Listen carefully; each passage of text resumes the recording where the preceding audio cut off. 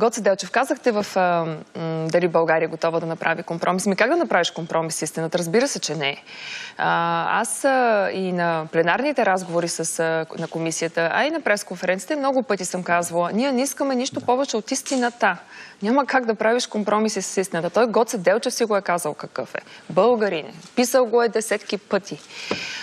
Добре, обаче това явно не се нрави на нашите братя северномакедонците и не искат да го признаят. Ние знаем историята. Цялата им идея за нация е създадена на основата на отделянето с България. И всъщност това, което наистина според мен е абсурдно и подчертавам, това не е предложение на тяхното правителство. Нека да не забравяме, че премиера Заев беше тук на 4 февруари да честват заедно с нашия премиер Гоце Делчев, на рождената дата на Гоце Делчев. Да ви кажа, повечето българи не са и чували тая дата, защото ние се опитваме да забравим. Това е от най-големите предателства, извършени от Българската комунистическа партия.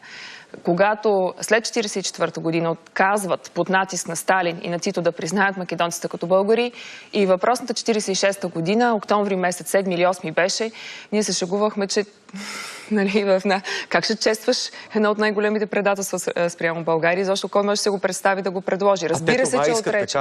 Вижте, защото вие вчера бяхте много категорично, казахте, няма как да приемем датата 7 октомври за съвместни чествания за Гоце Делчев.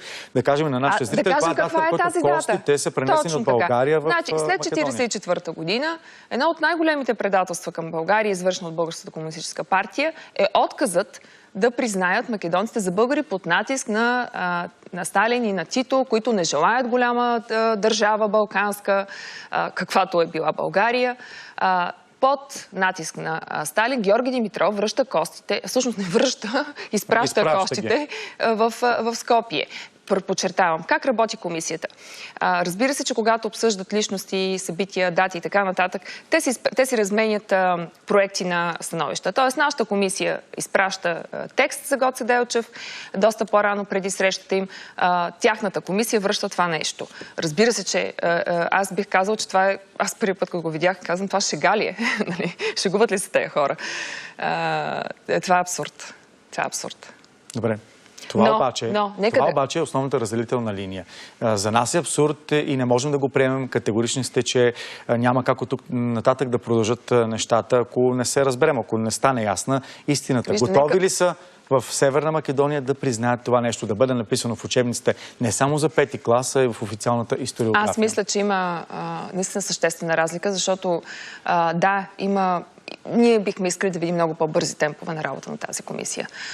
И по общите личности, и дати, и чествания, и най-вече по техните учебници. Защото докато те продължават да лъжат децата си, няма как да се опитваме да ги възпитаваме в някакъв фалшив национализъм.